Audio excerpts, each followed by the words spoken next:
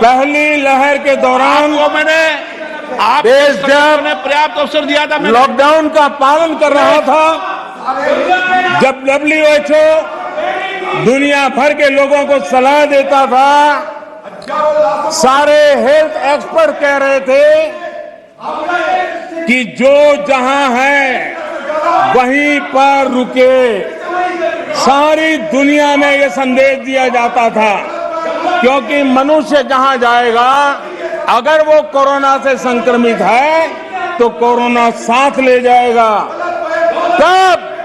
तब कांग्रेस के लोगों ने क्या किया? मुंबई के रेलवे स्टेशन पर खड़े रह करके मुंबई छोड़कर जाने के लिए प्रोत्साहित करने के लिए मुंबई में श्रमिकों को टिकट दिया गया, मुफ्त में टिकट दिया गया, लोगों को प्रेरित किया गया कि जाओ महाराष्ट्र में हमारे पर जो बोझ है वो जरा कम हो, और जाओ तुम उत्तर प्रदेश के हो, तुम बिहार के हो, जाओ वहां कोरोना फैलाओ। आपने ये बहुत बड़ा पाप किया, अफरा तफरी का माहौल खड़ा कर दिया।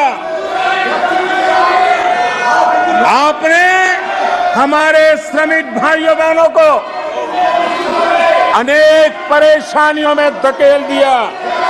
और माननीय अध्यक्ष जी, उस समय दिल्ली में ऐसी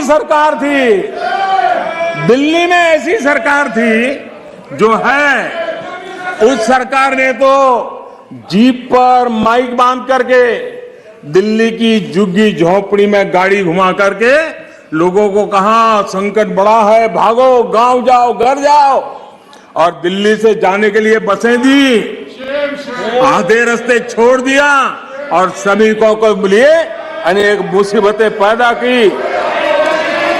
और उसका कारण हुआ कि यूपी में, उत्तराखंड में, पंजाब में जिस कोरोना की इतनी गति नहीं थी, इतनी तीव्रता नहीं थी, इस पाप के कारण कोरोना ने वहां भी अपनी लपेट में ले लिया। माननीय अध्यक्ष जी, ये कैसी राजनीति है? मानव जात पर संकट के समय ये कैसी राजनीति है? ये दलगत राजनीति कब तक चलेगी? आदरणीय अध्यक्ष जी, कांग्रेस के इस आचरण से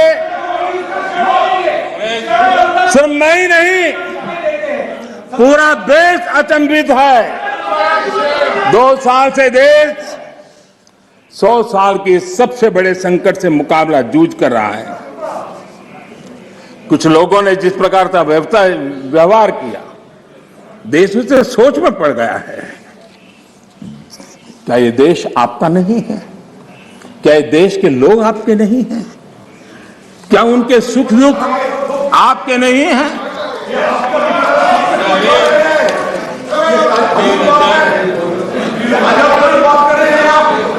इतनी बड़ी संकट आया, कई राजनीतिक दल के नेता जरा आत्मनिरीक्षण करें। कितने राजनीतिक दल के नेता जो जनता के माने हुए नेता अपने आप को मानते हैं, उन्होंने लोगों को रिक्वेस्ट की हो, अपील की हो, भाई कोरोना का एक ऐसा संकट है, वैश्विक महामारी है, आप मास्क पहनो, हाथ धोना रखो, 2 गज की दूरी रखो। कितने नेता हैं? क्या ये बार बार देश की जनता को अगर कहते तो उसमें कोई बीजेपी की सरकार को क्या फायदा होने वाला था? मोदी को क्या फायदा होने वाला था? लेकिन इतने बड़े संकट में भी इतना सा पवित्र काम करने से भी चूक गए।